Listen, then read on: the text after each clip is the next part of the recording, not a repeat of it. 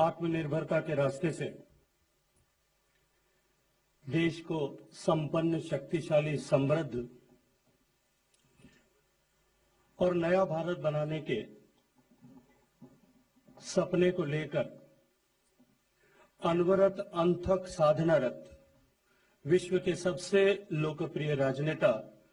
श्रद्धेय प्रधानमंत्री जी आज इस ऐतिहासिक अवसर पर हम सब के बीच में उपस्थित मध्य प्रदेश के यशस्वी मुख्यमंत्री आदरणीय शिवराज सिंह जी, उत्तर प्रदेश के माननीय मुख्यमंत्री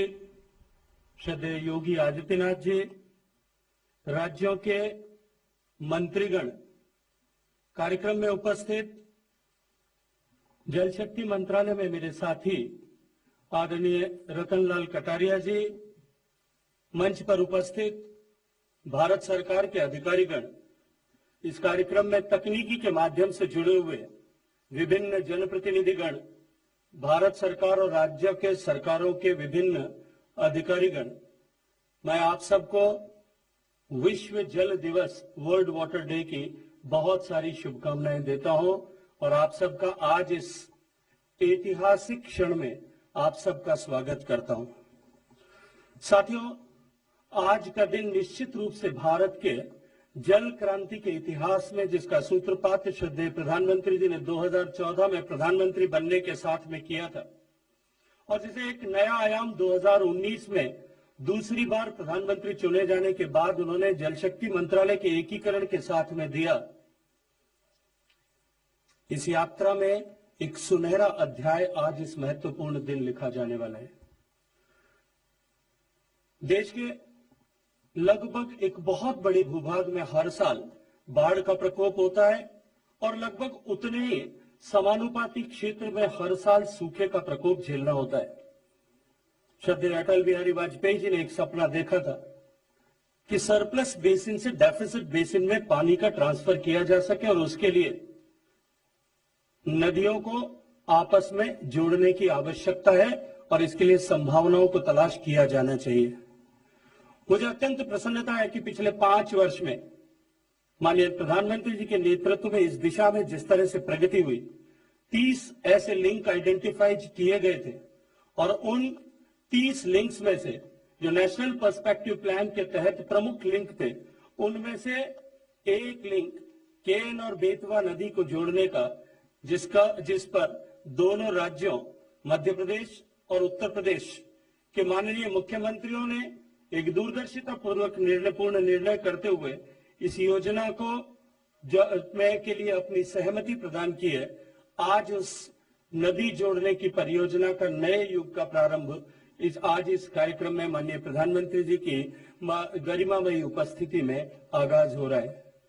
निश्चित रूप से वर्षों से प्यासी बुंदेलखंड की धरती के लाखों लोगों के जीवन में इस योजना के माध्यम से आमूलचूल परिवर्तन आने वाला है। 62 लाख लोग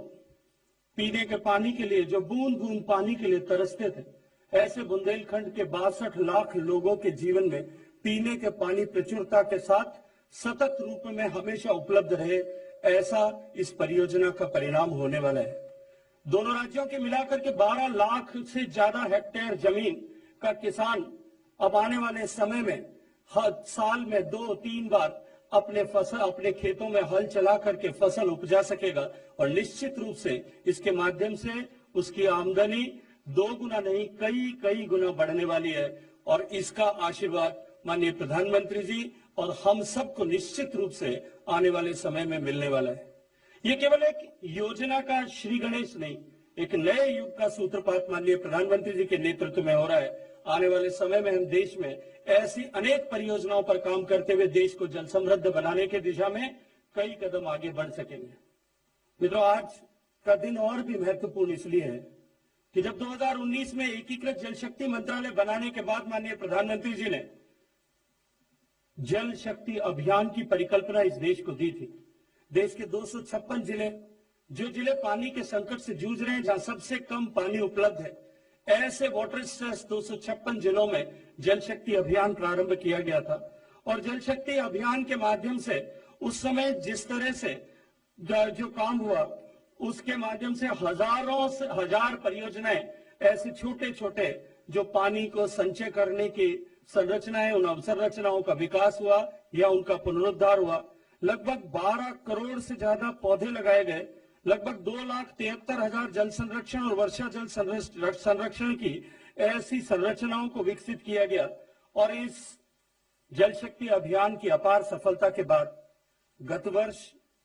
क्योंकि पेंडेमिक की अवस्था थी, हम इसे आगे नहीं बढ़ा पाए, लेकिन फिर भी हमने कोरोना महामारी के प्रतिबंधों के बावजूद देश की सरकार और राज्य के सरकार के विभिन्न संस्थानों में विद इन द कैंपस हमने वाटर हार्वेस्टिंग, वाटर कंजर्वेशन के स्ट्रक्चर्स पर काम किया। और मुझे अत्यंत प्रसन्नता है कि इस बार माननीय प्रधानमंत्री जी ने इस काम को आगे बढ़ाते हुए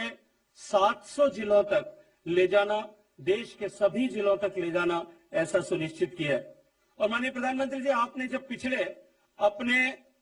मन की बात कार्यक्रम में फरवरी में जब देश को संबोधित करते हुए इस विषय को देश के सामने रखा था, और आपने इसकी थीम के बारे में जो उल्लेख किया कि catch the rain where it falls and when it falls, जहां कहीं भी बरसात की एक बूंद गिरे और जब कभी भी गिरे हम उसे संचय करें, संचित बूंद का उचित संरक्षण करें, संरक्षित जल का विवेकपूर्ण उपयोग करें और उपयोग किए हुए जल को पुनः चक्रित करके उसे शुद्ध करके वापस से उपयोग करें, बार बार उपयोग करें। आपका ये मंत्र निश्चित रूप से देश को जल समृद्ध बनाने की दिशा में आगे लेकर के जाएगा। मुझे अत्यंत प्रसन्नता है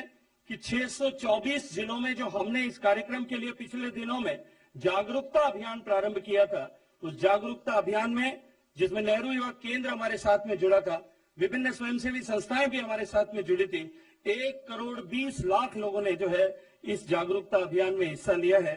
आज हम सब अत्यंत सौभाग्यशाली हैं कि आपका मार्गदर्शन आज हमें इस अवसर पर मिलेगा। और निश्चित रूप से आज जो सारे देश भर की ग्राम पंचायतों के प्रतिनिधि, चुने हुए जनप्रतिनिधि जो आज इस कार्यक्रम में सहभागी बने हैं, जो इस कार्यक्रम को साक्षात आपके मार्गदर्शन को देख का लाभ लेने का जिनको अवसर मिलेगा, निश्चित रूप से आज आपके कार्यक्रम के बाद में जो जल सभाएं होंगी, उन ग्राम सभाओं में जहां जल के विषय को लेकर के चिंता होगी, चर्चा होगी, प्लानिंग होगी और उसके अनुरूप उसका एग्जीक्यूशन होगा, तो निश्चित रूप से आने वाले समय में एक जन सहभागिता से बनी एक जल क्रांति का सूत्रपात होगा। माननीय प्रधानमंत्री जी, मैं एक बार फिर आपका आभार और अभिनंदन करना चाहता हूं। आपको समय देने के लिए, मार्गदर्शन, सतत मार्गदर्शन प्रदान करने के लिए आपका अभिनंदन करना चाहता हूं और आपसे अनुरोध करता हूं, यदि आप अनुमति प्रदान करें तो इस केन बेतवा लिंक को जोड़ने की जो परियोजना है, इसको दिखाने के लिए हमने एक छोटी सी लघु फिल्म बनाई है। यदि आप अनुमति प्रदान करें तो उस लघु फिल्म को हम सबके लिए चित्रित कर सकें। धन्यवाद, सबका आभार, अभिनंदन।